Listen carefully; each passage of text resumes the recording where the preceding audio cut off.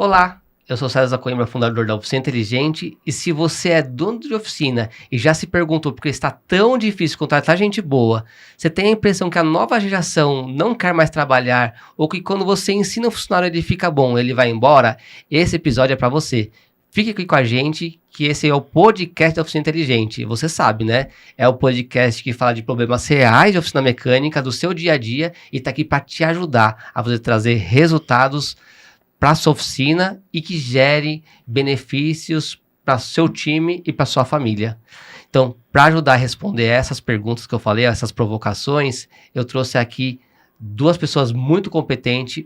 A primeira é a Ruth Vitorino, ela é empresária, psicóloga especializada em cultura organizacional, essa palavra que está bem na moda, mas a gente vai destrinchar isso hoje, tá bom?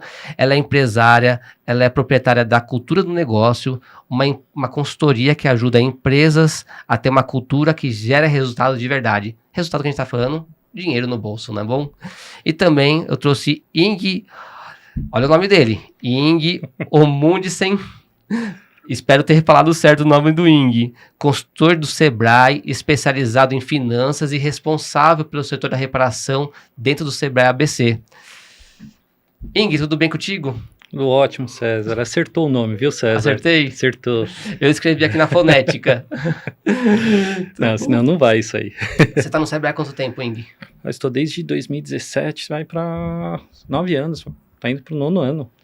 E faz tempo que você tá no Sebrae, você tá nos 9 anos e sempre no setor da reparação? Sim, eu comecei aqui no Sebrae, aqui no ABC, em 2017, e quem me contratou foi o Sereda, Paulo Sereda, o antigo gerente do ABC. Hoje a gente está lá com o Vinícius, tá? E ele, quando chegou aqui, falou assim, eu queria te dar um desafio.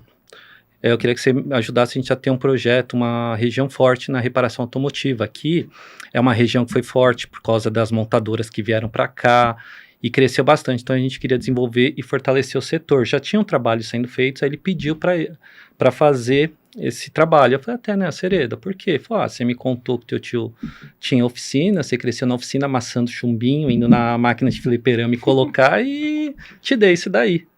Então somos dois que amassava chumbinho para ganhar uns créditos a mais. Exatamente. Tinha um fliperama ali onde meu pai foi buscar eu algumas vezes, no centro de Santo André.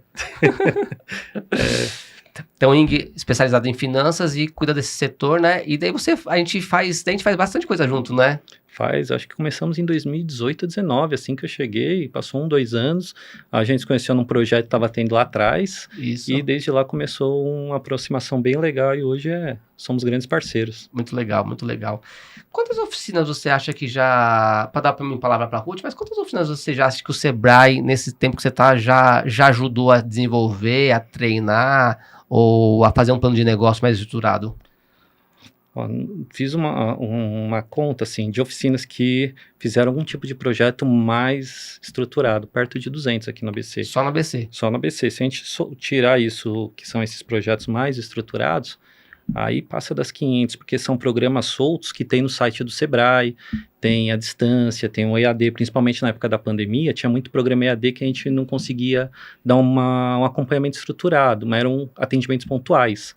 Então essa eu não estou colocando na conta, mas assim, que fizeram perto de umas 200, pouco mais. Eu acho que se contar 500, deve ter um percentual acima de 70% a 80% das oficinas do ABC. Porque é muita oficina, 500. Não, quando a gente fala nesse número, assim, tiveram oficinas que saíram também da região do Grande ABC, que participaram dessas ações online. Mas promovido aqui pelo ABC. Isso, e assim, para ter um número aqui, né, em São Bernardo, a gente tem perto de 1.200 oficinas só em São Bernardo. Nossa, bastante oficina. Bastante. Muita. Nossa região é bastante rica nesse momento, né, nesse sentido, né? Muito. Muito legal. Ruth, obrigado pela sua presença aqui no podcast da Oficina Inteligente. Eu que agradeço, um prazer estar aqui. Fala um pouquinho a cultura do negócio, que é a sua consultoria, né? Que você... Primeiro, fala o que é cultura e como que você ajuda a cultura a gerar resultado. Certo.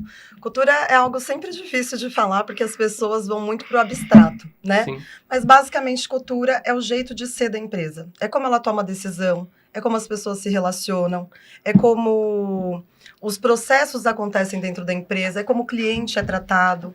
Então, como uma pessoa é demitida, tudo isso é cultura. Então, todas as tratativas que envolvem pessoas, a gente está falando de cultura. E por que a cultura é tão importante? Porque o que faz com que uma empresa consiga prosperar, ou o que faz com que uma empresa possa ir para o fundo do poço, são essas relações. A cultura é reflexo da cultura do dono? Ou da cultura do dono, do trato que o dono coloca nas pessoas, na forma que ele usa, né? Nas empresas pequenas? Na verdade, em toda empresa, o que acontece? A cultura ela acontece sempre de cima para baixo, Tá bom. né? Então, você pensa o dono, o que o dono deseja ver para a empresa, os valores, missão, tudo isso ele vai dar o norte da cultura. Então, Tá. essas são as bases, os pilares da cultura. E conforme o líder, né, o dono, ele passa isso para as lideranças. Se as lideranças não vivem isso não é passado para os colaboradores. Então, é sempre de cima para baixo. Então, dá para dizer sim que é um reflexo das lideranças. Tanto vindo desde o dono, né, e passando para cada um deles. E se não é vivenciado, se isso não é disseminado através da conduta, não adianta, a cultura não pega. E tem vezes que a gente vê que o dono, ele até tenta fazer, assim, melhorar a qualidade de atendimento, vamos supor, né? Vamos ser mais cortês, vamos ser mais... atender com mais calma, ser mais transparente, mas tem vezes que a equipe não corresponde a isso, né? Então, o dono tá falando, mas a cultura da empresa ainda não absorveu. É porque uma cultura falada não se sustenta, né? Então, se ela não vive aquilo no dia a dia, se isso não faz parte da rotina dela, não tem como ela transmitir isso para o cliente. Se ela não é respeitada e não respeita no ambiente de trabalho, isso não vai se refletir no cliente.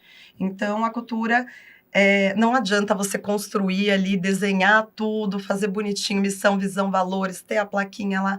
Não adianta. A cultura, ela é vivida e ela vai ser vivida através do exemplo, da conduta. Do exemplo. Então, nesse exemplo que eu dei, então, o dono tem que ser amigável, não precisa ser, tem vezes que tem que ser firme, né? Sim. Mas se a cultura dele é um atendimento de qualidade, de respeito, o dono precisa primeiro passar isso para as lideranças, e as lideranças têm que ter esse valor, né? Porque tem vezes que tem funcionário que não tem esse valor, ou não tem esse valor. Ele é muito técnico, mas o comportamental dele ele é muito grosso, muito ignorante, ou muito arredio. Então a cultura vai continuar sendo, aquele funcionário vai Sim. continuar colocando o jeito dele na empresa, e a cultura não vai mudar da empresa. Além do exemplo, tem outras questões que pegam. Então, sim, a pessoa, se as relações lá se dão de maneira grosseira, a tendência vai ser que essas pessoas se comportem dessa maneira. Mas vamos pensar assim, a empresa fala que tem que dar foco no cliente. Uhum. Aí, dentro do processo, existe foco no cliente? Ou dentro do processo, se for interessante para a empresa, o cliente sai de foco? Ou lá as pessoas têm uma cultura de culpar as pessoas? Então, assim, não adianta a gente dizer que o foco é o cliente se na rotina, se no processo isso não é cumprido, né? Isso não faz parte. Então, é mais uma vez o motivo da cultura não se sustentar, não ir para onde a gente quer. Então, cultura ele não é um desejo. Se você não viver e construir ele dia a dia, com atitude, com comportamento, conduta, a cultura ela não fortalece. Tá. E qual que é os tipos de ferramenta ou de recurso que você usa para fazer um diagnóstico da cultura? Porque como você fala de melhorar a cultura da empresa para dar resultado, como que você fala assim, quando você entra como consultora numa empresa para olhar a cultura, o que você faz? Quais são as suas ações práticas? Né? Você é abstrato, mas não é abstrato, né? Você está falando como é a cultura, né? Exatamente. Mas como que você capta qual que é a cultura da empresa? Hoje, eu coloco como foco para mim, colocar na cabeça das pessoas que cultura é dado. Olhar para a cultura como dado, porque comportamento dá para ser medido, né? Então, as ferramentas que eu utilizo são conversas, né, com o dono, porque conforme o dono ele fala, dá para saber como ele pensa, como ele toma decisões, como que ele delega. Então, todas essas informações que ele traz, eu consigo mensurar. Então, o que é valor para ele, né? O que ele premia? Então, um bom colaborador tecnicamente, ele permanece na empresa se ele faz algo de errado, se o comportamento dele não está alinhado, né? Então, o que é importante para essa empresa? É performance, é relacionamento. Então, tudo isso vai me trazendo dados. Feito isso, também tem uma conversa com os colaboradores, onde eu coleto mais informações, são feitas entrevistas e eu também consigo mensurar pela observação. Então, se a empresa é limpa, se é organizada, se o que é fornecido para os colaboradores como ferramenta, recurso, é suficiente, é bom, salário, benefício. Então, eu olho para o todo da empresa, né? Tanto olhando para comportamento como para essas questões estruturais, para entender o que é importante para essa empresa, o que, que ela realmente vive. Porque o que cada um traz, normalmente não é exatamente o que acontece, né? Às vezes um colaborador acha, nossa, o meu chefe, ele é muito malvado. E não é, o chefe não é malvado, o chefe é firme, né? Não está deixando ali a pessoa ficar solta. Então, assim, as pessoas trazem a percepção delas. E essa percepção a gente mensura, vê o quanto ela se repete, é igualzinho analisar dados financeiros. Então, dá sim para transformar a cultura em dado e conseguir diagnosticar a cultura de uma empresa. Nossa, muito legal. Porque tem vezes que o dono acha que minha empresa é assim. E na prática ela não é, né? É o anseio dele, a vontade dele, né? Então, você conversa com todos os funcionários e faz a observação para você falar, ó, dono, você está imaginando que é isso, mas na prática, quando você vira as costas ou quando você sai, né, a empresa, na verdade, tem outro comportamento, né? Muito bacana já. Entrando no tema lá que eu propus lá no começo, né, então já falamos um pouco de cultura, já falamos um pouco de finanças e como o setor é pujante, né, a gente falou isso, né, de quanto o Sebrae já ajuda na prática ali as oficinas, né, mas os donos de oficina mecânica tem a gente sempre que vai em oficina e conversa, a gente atende lá todo dia mais de 200 empresários na oficina inteligente, né? No mês a gente tem mais de 3 mil conversas com empresários, né? Eles sempre falam, tá muito difícil contratar. Tá muito difícil contratar gente boa, tá difícil achar gente boa. Ing, nas consultorias que você dá, qual que é isso é verdade, mas isso é reflexo do quê? Tá faltando gente boa mesmo no mercado? Essa pergunta é difícil, César. E o que é ser gente boa? O que é ser bom também, né? A primeira coisa é essa. O que é uma pessoa boa? Tá. Tem 2 pontos que eu oriento bastante, pessoal. O primeiro é com relação ao comportamental, tá, César?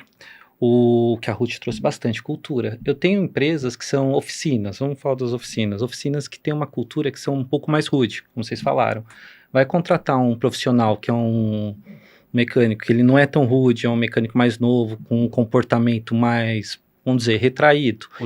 Polido, sabe, conversa de uma forma diferente com um público diferente, ele não vai se dar bem ali. Ele vai ter problema. Ah, mas ele é excelente tecnicamente. Ele domina scanner, ele domina, mas não vai servir ali. Primeiro, por conta da cultura. E segundo, eu quero o que dele tecnicamente? Eu quero um excelente pessoa que vai fazer um diagnóstico? Eu vou contratar ele vai ser caro. Mas ele vai me entregar? Eu tenho os recursos para ele? Então, assim, primeira coisa é competência não, a questão de cultura, tá? É a cultura, a forma da pessoa, são os comportamentos dela e os valores da pessoa estão alinhados com a oficina. Então, esse é o primeiro gap que dá aí. E a oficina tem um comportamento meio diferente de trabalho.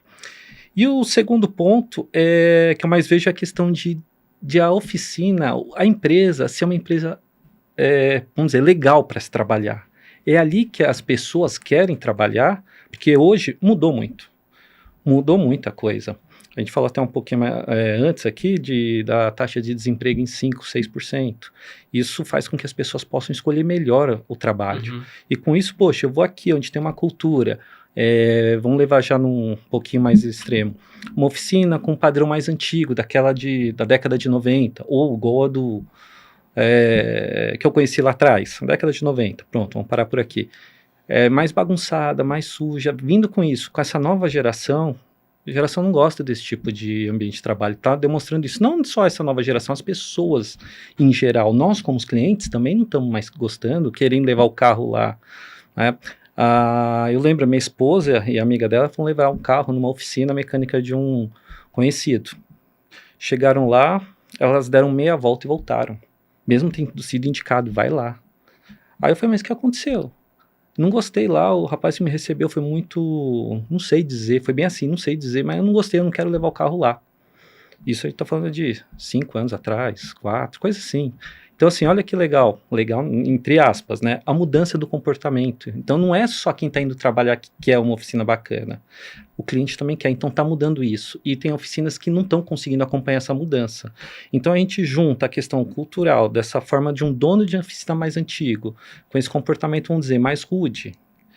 E vem, olha para cá e fala assim, tá, eu preciso de pessoas. Aí vai encontrar uma pessoa que quer trabalhar com tecnologia, que se formou, vamos dizer, num Senai, que é uma escola de ponta, quer trabalhar com tecnologia, e chega lá, e num ambiente limpo, organizado, chega lá num ambiente que não, muitas vezes, algumas vezes, não respeita as pessoas na visão dele, porque tem muitas brincadeiras que, em dadas culturas, são normais, perdão, Sim. tá?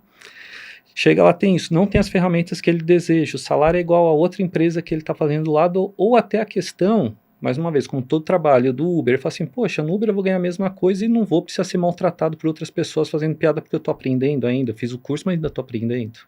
O que ele faz? Ele vai escolher o outro lado. Então é muito, César, eu percebo muito isso, existe a mão de obra boa, existe a mão de obra qualificada, sim, porém, algumas vezes está com e sem experiência, e o que acaba dificultando a vida do empresário é isso, a cultura local que não é compatível com a cultura, com os valores do candidato, e outras vezes as tecnologias empregadas ali. Ele quer alguém que seja altamente tecnológico e não tem recursos. Isso sem contar, talvez mais para frente a gente fale, a questão da definição do cargo. O que eu quero para minha vaga? Eu vou buscar um especialista e coloco ele para lavar peça? Não dá. Sabe, eu contrato alguém que eu vi esses dias numa oficina, eu quero anunciando a vaga de mecânico especialista em injeção eletrônica, que saiba fazer diagnóstico, saiba mexer, reprogramar, fazer o carro virar de ponta cabeça com o scanner, legal. Chegou lá, não tinha um scanner, contratou uma pessoa boa, tecnicamente ele falou não é o melhor, porém colocou ele para fazer outra coisa, trocar suspensão. Aí, não preciso falar que em um mês o menino saiu. Pra quando aparecer, eu ter a pessoa.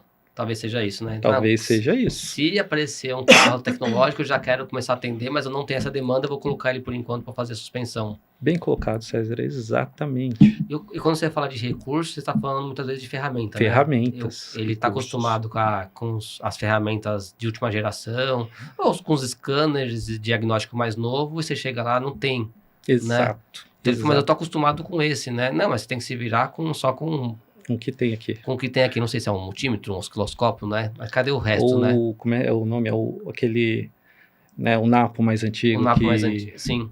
Que assim, muito bom tal, mas tem as limitações dele. Não, se chegar alguns tipos de carro lá antigo, precisa do Napa, deve precisar do Napa até hoje, né? Exatamente. Não conheço, né? É que a gente escuta falar nas oficinas, o cara tem 5, 6 scanners, né? Tem, verdade. Lá eu visitei uma recentemente, tinha uma sala, tinha uma pilha assim dessa altura de maletinhas. Eu falei, mas o que é? Ó, scanner para isso, scanner para aquilo, scanner disso, daquilo, esse é só para esse carro. Eu falei, nossa. E o que os mecânicos também, que os donos de oficina falam, e eu vi em alguma ou outra conversa, que, não, mas quando eu comecei lavando o chão, eu comecei limpando o banheiro, eu demorei 1 ano para ter uma oportunidade para pôr a mão no carro. A geração nova não vai ter essa paciência, isso.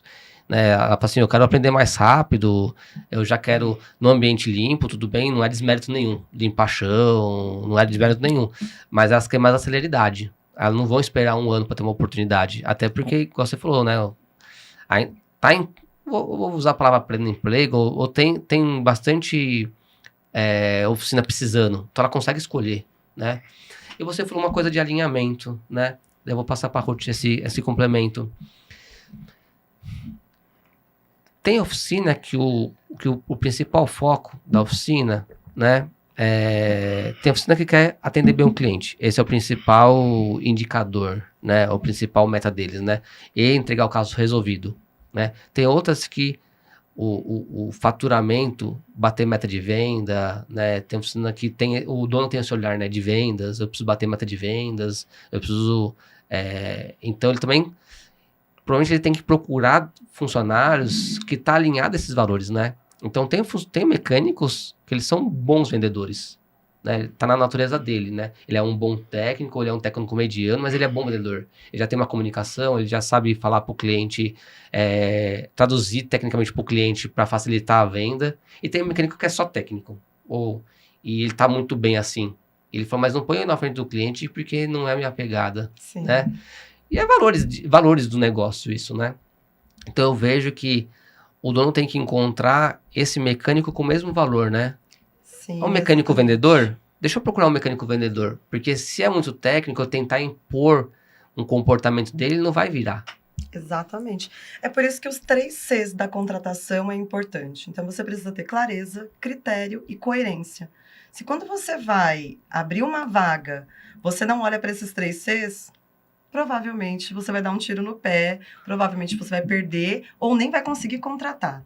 Clareza, na hora de construir a vaga, você entender para que eu estou contratando. Não é só técnico. Eu preciso do comportamental. Qual que é a cultura aqui da empresa? Preciso de alguém que aguenta a pressão? Preciso de alguém que se relaciona bem? O que eu estou precisando?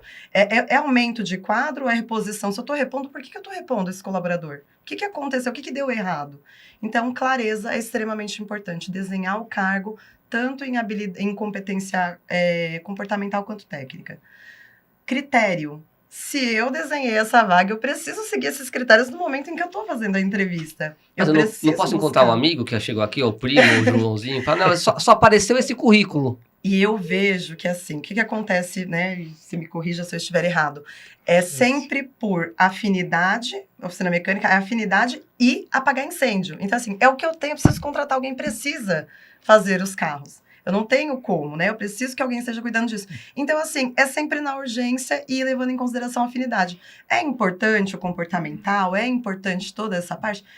Só que sem o técnico também a pessoa não vai. Tem empresas que faz, né, essa coisa de, não, eu formo aqui dentro. Você só tem essa capacidade de formar alguém dentro, falar, não, o importante é a pessoa ter vontade. Sua empresa tem processo? Sua oficina está organizada? Você sabe exatamente o que você espera desse colaborador para que você consiga desenvolver ele? Você tem tempo? Então, assim, se todos esses critérios eles não estiverem sendo atendidos, também não dá para você, né? Porque tá muito, muito na moda falar isso, né? O comportamental Sim. é o que faz permanecer, né? O comportamental é o que faz demitir e é o que faz permanecer, não é o técnico. Mas espera lá, a gente precisa do técnico também. Precisa de uma estrutura muito grande, você precisa estar se antecipando ao mercado para você conseguir contratar só por comportamento. Porque a oficina mecânica é técnico, né?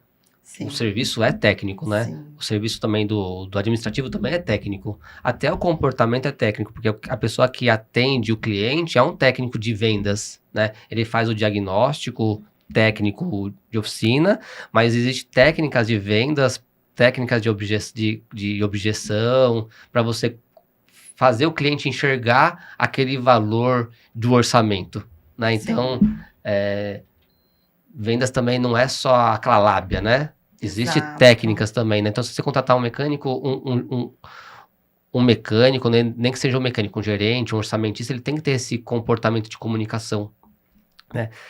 Mas você falou um negócio que até me fugiu já, mas eu vejo bem em oficina mecânica que você falou de treinamento, né? Se a pessoa tiver boa vontade, eu treino ela. Ou quem tiver na oficina inteligente, de boa vontade, né? Quais são os cursos que ela fez antes de vir para cá? Porque se ela não fez curso nenhum, qual que é a boa vontade dela? Né? Exatamente. Você fala, não, se ela vier com boa vontade, então me fala algumas coisas que se mostra boa vontade. Lá na oficina inteligente, que a gente vê quantidade de cursos que você fez, né? Então a pessoa lá tá com 18, 19, 20 anos, fala, o que você já estudou, né? Ah, eu já fiz um jovem aprendiz, eu já fiz um jovem aprendiz, eu já fiz... A gente adora lá. Faz um curso gratuito, né? Curso gratuito no Bradesco. O Bradesco tem vários cursos gratuitos. Ah, com 15 anos, 16 anos, já fui no Sebrae. Com 15, 16 anos, eu fui fazer buffet infantil. Você falou, caramba, com 16 anos você já estava procurando já ganhar X reais lá. Então, o que mais a gente pode fazer assim, no dia da entrevista, né? Falar, essa pessoa tá com vontade, né? Não é só papo, né? Porque senão a gente coloca no papo, depois de uma semana você já fala, mas tudo que eu peço a pessoa não faz, mas ela, o que a gente... Vou ser mais objetivo. O que pergunta a gente pode fazer na entrevista, ou o que a gente pode olhar no currículo que mostra que a pessoa tá com boa vontade de aprender? Tá. No currículo é dar foco para isso. Quantas experiências essa pessoa teve? Quando ela começou a jornada dela profissional? Se ela começou tarde, o que que ela estava fazendo? Ela estava estudando, né? Ela buscou meios. Ah, porque vem muito aquele discurso de, eu não tive oportunidade, não dava para fazer um curso porque eu estava desempregado, mas calma, tem muito curso gratuito. Então você vê quando a pessoa busca caminhos, né? Então no currículo vai ser a questão de curso, o tempo que ela fica de um emprego para outro, né? O quanto ela tem essa busca ativa. Agora, pergunta é, como é a sua rotina? Você perguntou a rotina da pessoa, você tira dela tudo de boa vontade, se essa pessoa tem disposição, se ela está correndo atrás. Normalmente, uma pessoa que ela está buscando, almejando uma carreira ou um emprego, ela tenta se conectar na rotina dela de alguma maneira com isso. Então, essa pessoa, ela lê sobre, ela pesquisa, o que que ela faz relacionado à busca dela na rotina dela, ou a rotina, acontece muito, eu faço entrevista, a pessoa fala, eu jogo um pouco de videogame, aí às vezes eu saio com os meus amigos, aí eu faço, e assim, dentro da rotina da pessoa não cabe. Daí 11 horas da noite eu falei, puta, eu preciso achar um emprego também. Entende? Aí você não vê. É quando você não vê que tem essa conexão entre a fala. Aí entra a coerência, que é o terceiro C que eu falei. A coerência entre o que você busca e o que a pessoa diz. Então, o que a pessoa traz durante a entrevista deixa muito claro se ela realmente está apta. Mas aí você precisa ter a clareza e os critérios muito bem desenhados para conseguir conferir isso na hora da entrevista. Ing, pegando o gancho da parte técnica, fizemos as perguntas lá, né? E, parece que agora nas perguntas, ou olhando o currículo, a pessoa tá com interesse mesmo, né? Mas como dentro de uma oficina mecânica a gente pode treinar a pessoa? A gente já viu que a pessoa tem um comportamento de querer aprender. A Ruth já deu várias dicas aqui. E como você fala agora, dentro da oficina, como que eu treino realmente na parte técnica? O que a gente pode colocar de trabalho? Isso é difícil, César. Porque nunca ninguém tem tempo.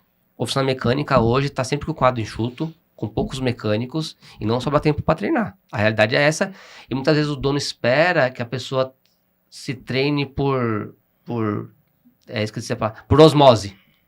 Sim. Mas fala algumas coisas que a gente pode... Porque isso é complicado, porque assim, eu vejo algumas vezes um descasamento das partes, tá?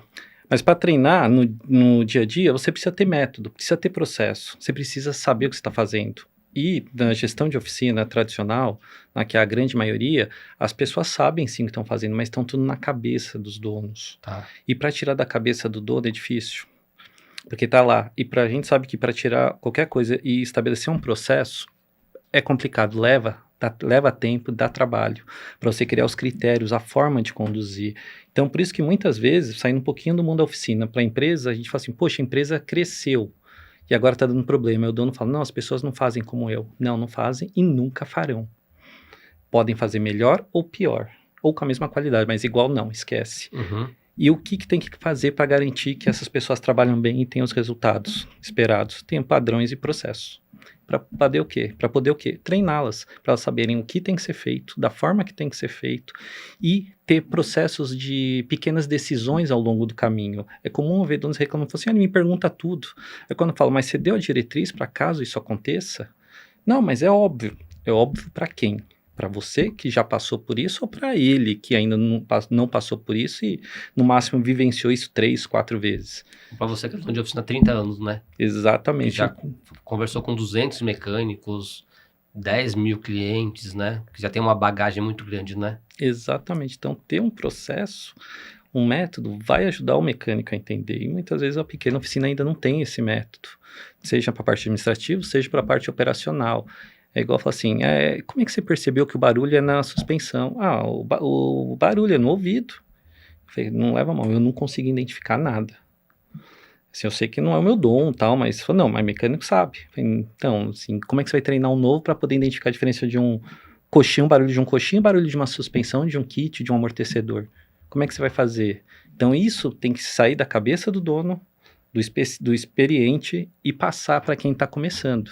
Que aí entra um pouquinho de troca de experiências entre vamos chamar o mecânico Sênior. raiz, sênior, aquele lá de trás que consertava tudo na força, no peito, falava, manda aqui que eu conserto até com arame, esse troço aí andando, com enforca-gato. Com essa nova geração que está chegando, conhece muito tecnológica, mas não conhece o barulho de uma suspensão, uma coisinha assim. Então precisa ter essa integração. Não tem essa vivência de anos e anos e anos, né? Para já fazer esse diagnóstico por associação, né? Exato. De tanto escutar, se associa que aquele barulho é disso, né? Exatamente. Ele não tem essa associação ainda, né? Ele vai ter daqui 5, 10 anos, né? Mas ele não tem ainda, né? Não tem ainda. Ele tem outras habilidades, mas não aquelas. Então ele precisa ser ensinado e com calma.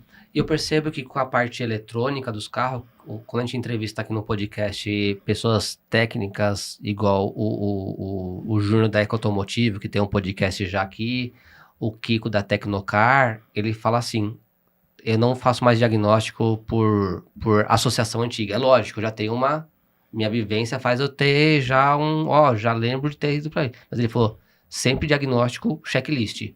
Primeiro, coloca o carro na rampa, arranca tal parte do carro, levanta tal peça, vai no computador, põe o scanner, avalia, vai lá no Doutorier ou vai no YouTube e procura. Primeiro ele faz uma procura na internet, atrás de problemas. O Kiko fala, inclusive, que ele vai através dos manuais técnicos da BMW, da Mercedes que tem com aquele problema. Ele falou, o manual aparece lá. Esse problema aqui já tá aqui. Ele falou, não fico tentando. E a nova geração se dá muito bem por isso. Perfeito. Ele primeiro vai colocar no chat GPT, vai olhar o scanner, vai olhar a documentação, o Doutorier, daí você faz um processo, né? Que todos conseguem seguir. E depois você vai ajustando, né? Sim. Nesse caso deu errado, vamos ajustar de novo? E daí o dono consegue não ter esse microgerenciamento, né? De cada carro, ou ele ou o mecânico sênior, né? Tudo cai na mão do mecânico sênior, né? Ou muitas vezes o que a gente vê que hoje o melhor mecânico, o mais sênior, tá no diagnóstico. Porque daí a meninada nova consegue, depois de um bom diagnóstico, executar. Sim. Né? Porque o diagnóstico talvez precisa de 5, 6, 8 anos de experiência, né? Mas a molecada nova, a geração nova consegue pelo menos, me dá já mastigado que com o tempo eu vou aprendendo. Isso aí. Né? Então pode ser um caminho. E só posso dar um gancho? Claro. O checklist é um procedimento, é um padrão que é facilmente, quando é aderido pela cultura do sócio, do dono, é facilmente replicado. Isso é um padrão, isso é fácil de treinar. Então, assim, dadas as complexidades, replicar o conceito do checklist para outras atividades, isso é padronizar, isso é ter processo e isso é replicar o conhecimento. Então, assim, você retém técnicos bons e treina rápido e garante resultado. O que é garantir resultado? Tempo aproximado e resultado mais assertivo, porque você tem um método para fazer e pega erros no caminho. Legal. Tá. Nossa, você tá falando de checklist. Um checklist é um passo a passo do que tem que ser feito, né? Dá para fazer até com atendimento, né? O cliente entrou. Bom dia, boa tarde, boa noite. Como que é o seu nome? Eu, Ing. Quer um cafezinho, Ing? Quer sentar? O que eu posso te ajudar hoje, né? 3 palavras, você coloca super simples. Dá trabalho, né? Fazer o documentinho, mas faz um de cada vez, né? Sim. Faz o do recepção, depois do diagnóstico, depois do administrativo, né? Todo dia 5 eu quero na minha mesa as contas do mês. Todo dia 10 eu quero a folha, né? E assim vai criando, né? Isso. E parece que isso dá trabalho e não gera resultado. Você vai para grandes empresas é só isso, é processo e padrão, processo e padrão. Você entra e você segue processo e padrão. Não tem como fugir daquilo. Ruth, você entrevista muita gente jovem para as várias vagas que os seus clientes precisam, né? Então, e jovem tem vezes que a gente está falando de gente de 20, mas também de 25 anos, 24 anos, ainda é jovem ainda no mercado de trabalho, né? São esses jovens, geração Z, ou vamos falar de gente até o 25, 27, quais são os valores que eles estão procurando nas empresas? Qual que é o critério? Porque para quem, vou falar de antigamente, né, Ing, né? E quem tem filho, quem casou cedo, o primeiro valor era salário. A primeira coisa que a gente estava procurando era salário e depois a gente ia se adaptar ali com o jeito da empresa, né? Então hoje eu vejo que não é assim, né? O que os jovens hoje procuram numa empresa? Certo. Acho que o principal é propósito, né? É o porquê que eu faço o que eu faço, por que a empresa faz o que faz, né? O cliente, quando ele chega aqui, como que eu supro essa expectativa dele? Então, é saber se eu pertenço, né? Se o que eu faço faz a diferença. Outra coisa que vem antes de salário, eu tenho carreira aqui, eu vou me desenvolver, as pessoas vão reconhecer se eu fizer mais, se eu vestir a camisa como todo mundo ama falar que o colaborador tem que vestir a camisa. Se eu vestir a camisa, tem troca, né? Porque os empresários, eles têm expectativas altíssimas quando eles contratam um colaborador. E estão corretos, mas isso tem que ser uma via de mão dupla, né? E eles veem que na prática isso não acontece. Então, assim, o discurso, a coerência do discurso da contratação não bate com a rotina do dia a dia. Então, essa pessoa entra lá, ela não tem processo, ela não sabe o que ela está fazendo, ela não tem direcionamento, ela não tem autonomia, eles fazem microgerenciamento porque tem medo de delegar, porque não vai fazer bem como eu faço, e aí aquilo vai ficando um terror. A pessoa não quer ficar. Então, assim, antes de salário, antes de tudo, a gente precisa olhar para propósito, para clima da empresa, como que as pessoas se relacionam. Eu sou respeitado aqui? Né? A pessoa ela é superior a mim em questão de hierarquia, de técnica, de senioridade, de experiência, mas a pessoa não pode me tratar mal, né? E eu acredito, né, como o Ing mesmo trouxe, que é um setor mais rude, né? A reparação automotiva, ela traz essa carga um pouco mais agressiva na comunicação, é uma comunicação um pouco mais violenta. Então, se você olha para esse cenário, eu acho que vem tantas coisas antes, né? O benefício que vem para complementar o salário, que é uma forma de cuidado, né? Então, assim, poxa, eu tenho o meu salário, mas eu preciso pagar o meu convênio. Então, eu não tenho o meu salário inteiro, porque eu preciso tirar uma fatia para isso. E isso vai sendo um olhar para todas as outras coisas. Então, um benefício, nem que seja, que nem vocês falaram, um day off ali, um mimo para a pessoa se sentir reconhecida, sentir que ela tem o momento dela. Então, tudo isso é tão importante quanto o salário. Entendi. Dentro do clima, então o papel da liderança, a forma que ele é liderado para essa geração nova é muito importante, né? Que é a parte do clima também, né? O Sim. clima entre os amigos, entre os pares, né? E a gente não tá falando só de mecânico, a gente tá falando do administrativo também, né? Sim. Né? Do estoquista. Eu acredito que clima e pertencimento, eles andam lado a lado. Tá. As pessoas, elas entram numa empresa, se elas não se sentirem parte daquilo, se elas não sentirem que o que ela faz tem uma importância... E não precisa ser exatamente, vamos supor que a pessoa é do contas a pagar ali, do financeiro, né? Contas a pagar, receber ali. Mas a gente tá falando que o propósito é o carro sair resolvido, o cliente feliz e colocar uma avaliação no Google feliz. Ele fala, eu faço parte desse todo. Quando eu pago o meu fornecedor, quando eu pago o salário do funcionário, eu aqui na minha parte, quando eu pago o benefício... Eu faço a empresa rodar. Eu faço a empresa rodar. Eu faço o funcionário, o mecânico tá tranquilo que o salário dele no dia 5 vai ser pago em dia. Se nesse dia eu precisei fazer um home office, levar meu filho na escola, eu avisei alguém fez por mim, que o salário dele no dia 5 vai cair. Se ele tiver essa tranquilidade, ele atende mais fácil, melhor o cliente. Então, o propósito final que é... Sim. Que todo dono de oficina mecânica quer, né? Atender bem o cliente e arrumar o carro bem, né? E a gente tem um turbilhão de coisa para resolver. Inclusive, a gente como dono aprender a lidar com fazer gestão de pessoa que a gente está conversando hoje, né? Eu só queria arrumar carro e atender cliente, né? E eu preciso fazer outras coisas, né? Saber sobre finanças, gestão, marketing, né? Que o Sebrae ajuda tudo, em todas essas caixinhas, né? Mas hoje o tema é gestão de pessoas, né? E como fazer as pessoas ficarem, né? Porque o mais, além de que a gente falou muito de recrutar bons funcionários, recrutar boas pessoas alinhado ao propósito da empresa, e a empresa pode ter qualquer propósito, né? Propósitos pode ser atender bem, ser a melhor da região, ser a maior do Brasil, ser a que mais fatura, a que mais lucra, a número 1 em venda de pneu. Cada um tem o seu objetivo que vai trazer funcionários alinhados ao seu objetivo. Exatamente. Então não tem perfil certo e errado. Não tem cultura certa e errada. Exato. Né? E não tem funcionário bom ou ruim. Vai ser alinhado com isso, né? Mas sobre retenção de funcionário, a gente está falando então, retenção de funcionário, então, propor uma carreira para o funcionário. E tem vezes que a carreira, o que acontece na oficina inteligente, né? A gente tem alguns planos de carreira. E tem carreiras que tem teto. Daí a gente fala para eles, quando você chegar no seu teto, vai para o mercado. Sim. O que a gente te ajudou é se preparar para o mercado. Né? Então, acho que isso é um plano de carreira também, né? Sim. Ó, dentro do financeiro, a gente tem uma pessoa só. A hora que você atingir o seu máximo potencial, que bom. Vai, né? Agora, o mecânico normalmente tem 3, 4, 5, dá para fazer o plano de carreira para mecânico, né? Então, essa clareza também, não é? E o plano de carreira, a gente, né, é assustador para as empresas, para os empresários falar sobre plano de carreira, porque ele acha que ele tem que prometer que daqui X tanto de tempo essa pessoa vai ter que estar ganhando, sei lá, 20 mil, né? E não é isso?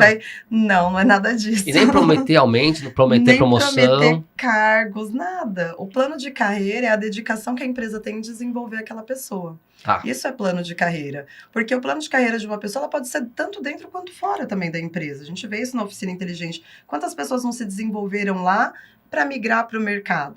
E Sim. quantas pessoas não se desenvolveram lá e foram para outras carreiras dentro da própria Oficina Inteligente? Então, assim, desenvolver as pessoas, levar elas a atingir um máximo ali dela, o melhor dela, extrair o melhor dela, é um plano de carreira. Então, quando você investe na pessoa como desenvolvimento, você já está trilhando um plano de carreira para essa pessoa. Então, olha, vem aqui, você entrou aqui, você vai começar lavando peças, mas eu prometo para você que quando você estiver bom nisso, você vai começar a andar com fulano ali que faz tal coisa. E aos poucos você vai aprender aquilo. E no futuro, você pode pegar outra coisa. Ou seja, se você quiser crescer, eu te dou a oportunidade e te ajuda a se desenvolver. Isso é plano de carreira. Não é estabelecer um degrau ali, nada. Não, muito legal. Ficou mais fácil, Ing. Sim. Ficou mais fácil já. Bem mais como fácil. dono. Agora, os donos têm medo de fazer isso e o funcionário ir embora. E o que você diria para esses donos? Né? Tem alguns jargão do mercado, né? Fala o jargão do mercado, né? se a gente não Qual que você tá pensando? Fala. Tem um jargão lá que eu não lembro muito bem como é que é, mas assim, né? Eu vou desenvolver o funcionário e ele vai embora, mas... É melhor você treinar e ele ir embora do que você não treinar e ele ficar. Exatamente, é isso daí mesmo. Exatamente. Tem também um que diz que vale mais você desenvolva a pessoa para que ela possa ir para o mercado e trate ela bem o suficiente para que ela queira ficar também. Exatamente. Esses dois. E a questão de... Por quê?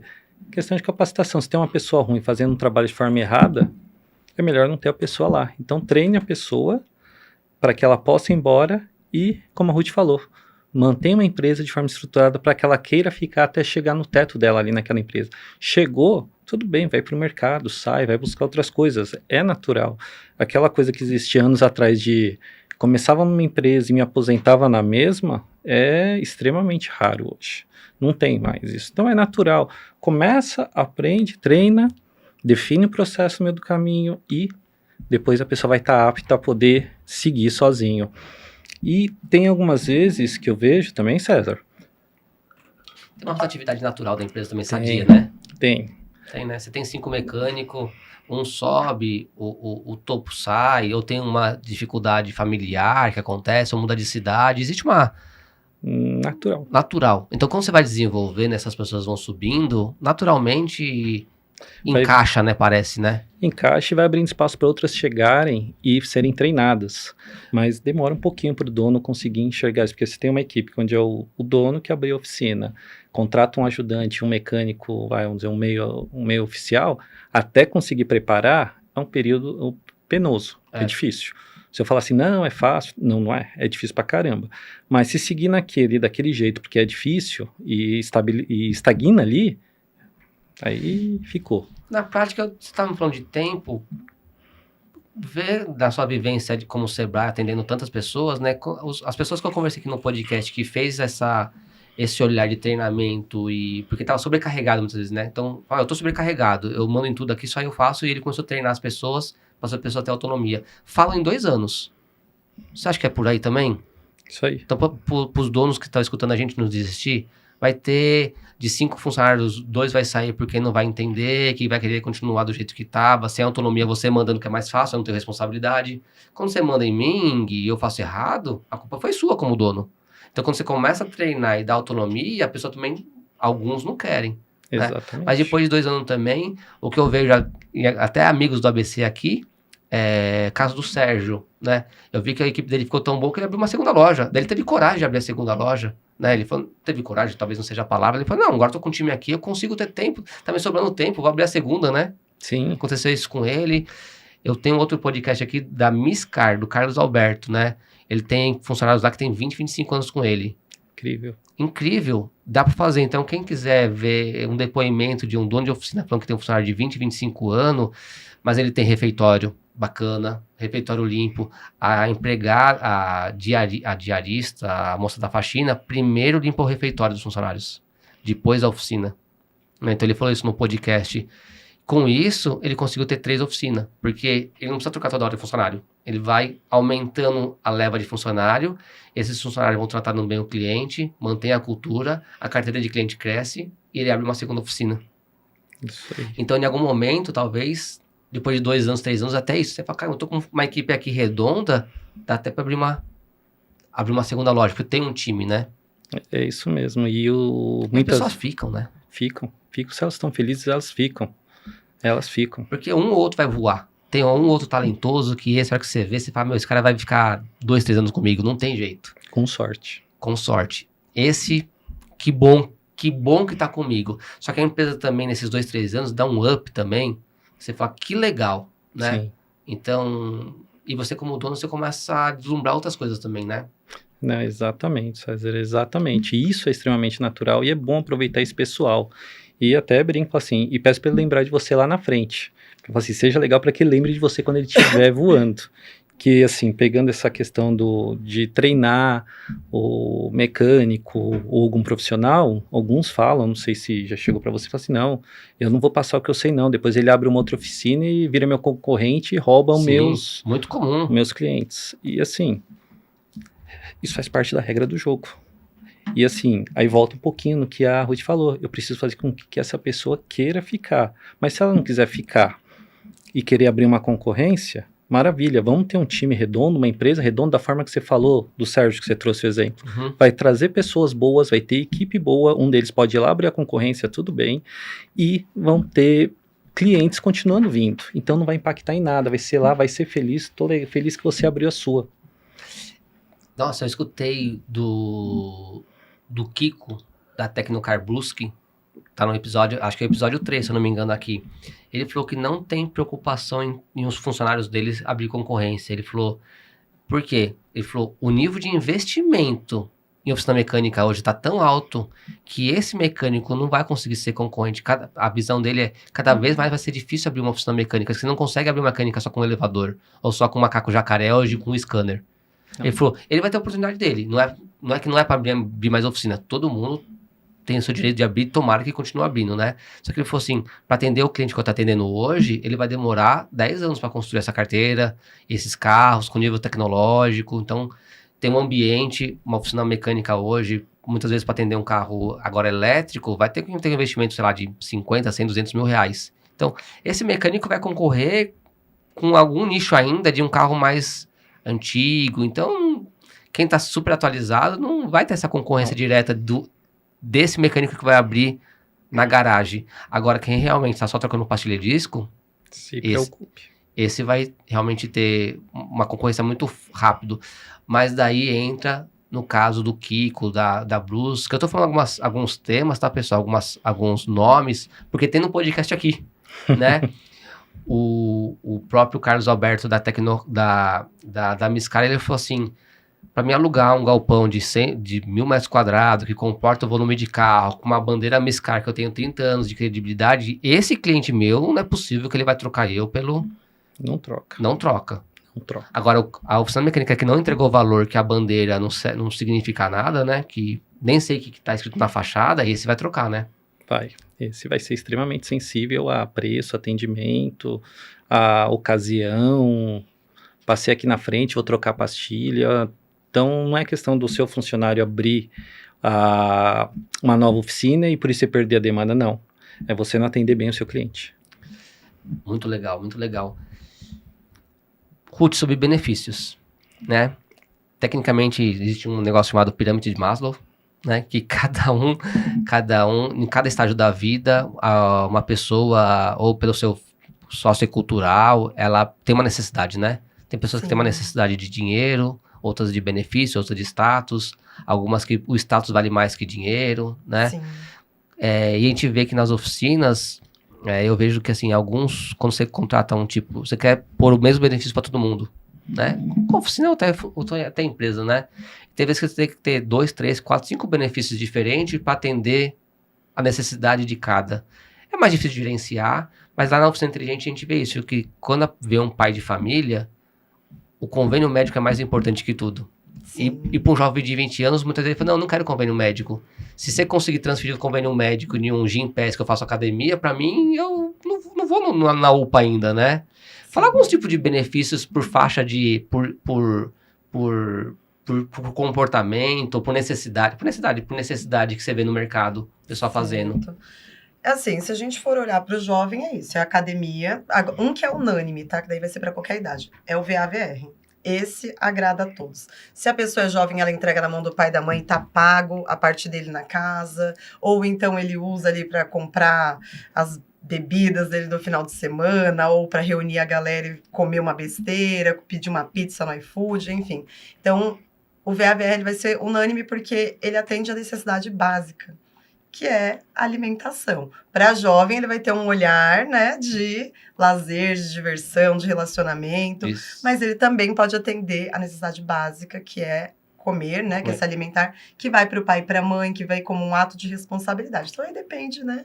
Mas esse agrada a todos, não tem como... Ele vai comprar o sabor energético dele. Então, VAVR vai ser bom para qualquer um, em qualquer lugar. Esse não tem erro. Para pessoas mais velhas, realmente, né, pessoas com responsabilidades diferentes, questão de filho, de já ser casado, vai ser reduzir o quanto ele tira do salário dele. Então, tudo que ele não precisar tirar do salário dele e ele vai poder suprir como um convênio médico, então, para o pessoal mais velho, mais responsável, vai ser convênio médico, convênio odontológico, vai ser um auxílio creche, vai ser, né, olhar para essas questões. E para o jovem, a gente olha para academia, a gente olha para um Vale Cultura, que é para ir no cinema, que é para comprar um livro.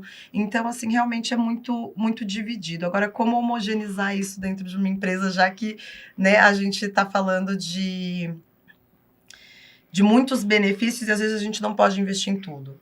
Acho que VAVR, saúde mental para qualquer idade, né? Você pode fazer o funcionário escolher, você ter 2, 3, 4, 5, você fala, ó, o VAVR aqui para todo mundo tem, mas você escolhe entre o convênio sempre é muito caro, né? Mas você escolhe entre Gympass e o Netflix de graça, né? Então acho que muitas vezes você pode fazer uma escolha, né? Sim, sim. Precisa ter uma política muito bem estruturada para que não saia algo muito injusto. Entendi. Então, assim, precisa olhar de uma maneira bem delicada, bem detalhada, porque quando você cria condições diferentes para pessoas que às vezes estão com o mesmo cargo, a mesma ocupação, e só os interesses mudam, isso pode gerar algum desconforto. Alguns benefícios que não envolvem dinheiro, que são bem vistos, exemplo, o day off, é bem visto? Muito, muito bem visto. Todo mundo ama um day off, isso pode ser até premiação. Bom desempenho, tá um day off. Todo mundo ama um day off. Uma flexibilização de horário, de tal dia você pode sair, sei lá, mais cedo, né? Se você quiser entrar mais cedo e sair mais cedo, ou então vou te dar X horas. Na sexta-feira, uma sexta por mês, você tem direito a sair mais cedo. Então, assim, tem diversos benefícios que você consegue ir controlando conforme a rotina mesmo de trabalho da pessoa. E isso é uma política fácil que você pode criar dentro da empresa. Se a empresa estabeleceu, mesmo que verbalmente, que aquilo pode... Isso pode. Eu vejo que tem pessoas que a gente tem um funcionário na empresa que ele entra às 7 da manhã, né? Tem 2 ou 3 que entram às 7 da manhã. Só que eles vão normalmente eles vão até às 6 também, daí eles ganharam essa, mas eles são matutinos, né? Eles chegam mais cedo, eles gostam desse horário. Então isso aí também pode ser, né? Sim. Flexibilizado, sim. Né? Quem abre a oficina, chega mais cedo e sai 1 hora mais cedo porque a pessoa se sente bem, né? Chegando mais... Exatamente. Você tem essa função, então dentro da sua função contempla esse benefício. Legal, muito bom, muito bom, muito bom. Uma dica agora, cada uma dica. Você fala assim, a primeira coisa, dono de oficina, quer reter mais, quer contratar ou reter mais, ou vamos falar uma dica de casa. Uma dica para reter e uma dica para contratar. Cada um de vocês, para dono de oficina hoje, conseguir implantar amanhã. Né? Fala, o que eu falaria para ele amanhã? Se você vai contratar alguém, faça isso. E para reter, faça aquilo. E dica de ouro, Ing. Para reter, Trate bem os funcionários, benefícios, como foi falado pela Ruth, a forma de atendimento, atender o funcionário, não o cliente. O cliente também, claro, sempre, mas o funcionário, conversar bem, tratar ele com respeito e os benefícios. Pense se isso é válido. E para trazer pessoas, verifica se a sua empresa, se a sua oficina é uma oficina que as pessoas queiram trabalhar lá. E se não for, vê o que precisa ser feito para você ser desejado para trabalhar. Nossa, ser desejado, interessante. Uma boa palavrinha. Sim, a atratividade é importante, é o mais importante no momento de abrir uma vaga. Se você não tem atratividade, os currículos não vêm. Nossa, você tá falando nisso lá na... tem empresas que, assim, eles têm currículo lá sobrando, assim, pra gente ir pra trabalhar, né? Que tem isso, né? Tem. A pessoa tem 2, 3, 5 pessoas já, que se ela ligar, a pessoa vem só esperando vaga, né? A oficina inteligente, as pessoas fazem entrevista falando, eu tava doido para trabalhar aqui, porque eu vi vocês no Glassdoor e vocês tratam bem os colaboradores, vocês cuidam, Então, assim, as pessoas chegam encantadas. Quando você tem realmente uma cultura bem estruturada, onde você cuida dos seus colaboradores, onde as pessoas têm propósito, as pessoas querem trabalhar lá. Você não precisa fazer esforço para atrair as pessoas, né? Elas vêm porque elas querem aquilo para elas desejam. Legal. Para contratação e para retenção, tem mais alguma dica diferente? Tá. Para contratação, então, é manter a atratividade, né? E para retenção, eu volto a bater na tecla da coerência. Se você não for coerente no seu discurso, quando você está contratando a pessoa e ela chega lá e ela vê tudo diferente, ela vai ir embora. Então, se certifica de que você está sendo verdadeiro no momento em que você está vendendo o cargo, em que você está dizendo para a pessoa o que ela vai encontrar lá na sua oficina. Porque às vezes pode ser até algo delicado, mas se a pessoa já está sabendo o desafio, ela vai tranquila de que ela vai encarar aquilo. Ela pondera se ela quer aquele desafio. Agora, se você vende um mundo para ela chega lá e se depara com outra realidade, principalmente quando negativa, essa pessoa não vai permanecer. Então, a coerência entre o discurso e a realidade, assim, é fundamental para você garantir a retenção. Legal. Eu vou falar uma coisa que a gente faz na empresa lá. Eu faço já faz muitos anos, desde que a empresa é pequena, né? É um jargão também de mercado, né, Ing, né? E Ruth, né? Contrate lento e demita rápido, né? Então, lá na empresa, lá a gente faz 7 etapas para contratar alguém. Então, a gente também... Oficina mecânica é muito isso, Sim. né? Mas, pelo menos... uma entrevista, uma conversa então acho que com oficina mecânica funcionaria talvez, né, lá na oficina inteligente que a gente faz, depois de 4 testes, uma entrevista com o líder, uma entrevista com uma outra liderança diferente, depois com a equipe, porque daí você tira um pouco de, a pessoa vai ser bacana, se deu comigo, né, mas com a equipe, a equipe não se dá, comigo a pessoa conseguiu fazer a mudança também de comportamento, né? Na frente do líder, a pessoa vai agir de uma maneira, às vezes, com os pares é diferente. A sensibilidade que eu tenho, tem vezes que tem pessoas que você se encanta, você conversa lá com o Ing e diz, nossa, eu fiquei encantado com o Ing, mas daí o Ing com os funcionários não é igual, né? Você fala, então, tem vezes que vale a pena um pouco de ter paciência na hora de contratar, né? Conversa, pede pra equipe conversar também, tem um pouco de calma para contratar, né? Depois, a longo prazo, isso vai refletir em funcionários que ficam mais, né? No começo é uma loucura, né? Porque você tem que contratar 2, 3 ao mesmo tempo, mas com o tempo isso vai te dar mais bagagem, né? Sim. Ing, obrigado, parceiro. Obrigadão, César. Obrigado. Foi um prazer estar aqui. Falar obrigado pelo time do Sebrae. O time do Sebrae ABC é incrível, vocês são demais, né? Obrigado por estar na reparação, ajudando, levando todo esse conhecimento do Sebrae na prática. O Sebrae sai lá do escritório dele e vai em prática no oficina mecânica na ABC, colocar gestão, processo e melhoria. Então, isso aí. Falar obrigado pro Vinícius, pro Fábio e para todo o time do Sebrae, em nome da Oficina Inteligente. Pode deixar, falo. E o Sebrae, pessoal, tá disponível para vocês irem lá, não só do ABC, de todo o estado de São Paulo e até do Brasil. A gente tem diversos programas. Posso falar 2 que a gente está agora? A gente falou à vontade, vou até subir um agora. A gente está com 2 programas de liderança, tá? Que são bem legais para empresários e gestores, que é o Empretec. Não sei se vocês já fizeram, mas vale muito a pena fazer o Empretec.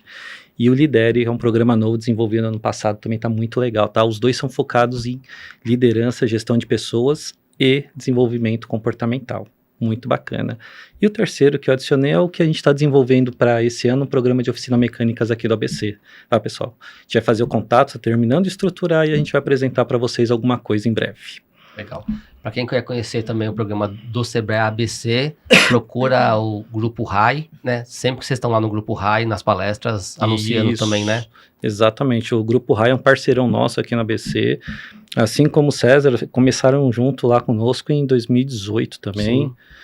Logo depois que eu comecei, então, assim, é um parceirão de longa data e a gente faz diversos trabalhos visitando a oficina. O Grupo RAI abriu muitas portas, literalmente portas na oficina, onde a gente conseguiu visitar em um ano só, César.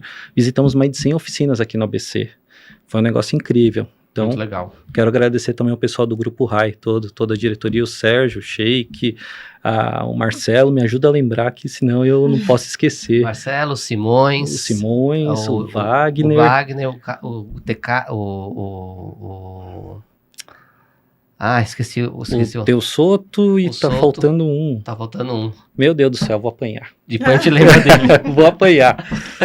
RAI Reparadores no Instagram. É isso mesmo. Ruth, obrigado pelo seu tempo aqui com a gente. Eu sei que o seu tempo também é bem escasso. Você tem bastante empresa para dar conta do recado e ajudar Tá uma loucura o recrutamento. Eu sei que você tem muita vaga lá para ajudar as empresas a contratar. O pessoal encontra a Ruth @a cultura do negócio. Exatamente. Certo? Fala pro pessoal o que você tem que você pode ajudar empresas. 2 ou 3 tipos de trabalho que você... A cultura do negócio, ela ajuda hoje com mentoria para desenvolver o seu RH, para ter capacidade de criar uma cultura adequada para sua empresa, né? Então, sua empresa já tem uma cultura, mas ela precisa da cultura certa para alavancar o lucro, alavancar resultado. Então, são mentorias para RH, recrutamento e seleção. Então, nós fazemos recrutamento e seleção desde a divulgação da vaga, né? Todo o desenho da vaga também, engenharia de cargo. E também prestamos consultorias desde o diagnóstico da cultura ao desenho da cultura ideal. Então, a gente trilha esse caminho desde o zero até você transformar a cultura da sua empresa. Muito bom. Ruth, brigadão. Obrigada, Tamo César. junto também. Prazer estar aqui. A gente tá com 5 vagas lá no Oficina Inteligente. Obrigado por encontrar essas vagas. Já preenchemos 6 esse ano, né? Sim. Falta mais 5 Falta ainda. mais 5. A gente tá em 2026. As 6 pessoas lá já tá dando certo, viu? Excelente. Já tá rodando. Já tá rodando. Lembrei, o Tom e o Léo. O Tom e o Léo. O Tom que eu tava também tentando lembrar também. Pessoal, então vocês já sabem. Aqui na descrição a gente vai deixar o link da cultura do negócio da Ruth, o link do Sebrae aqui do ING, tá bom? Se gostou desse vídeo, curta, compartilha, segue a gente para você receber toda segunda-feira às 7 horas da noite. Tem um episódio novo. Escuta a gente também no Spotify. Tá de carro, tá no trânsito, tá indo viajar, tá, né, nessa correria louca. Põe no Spotify que é mais fácil, então escuta a gente lá, tá bom? Obrigado pela sua audiência. Até um próximo bate-papo. Até mais.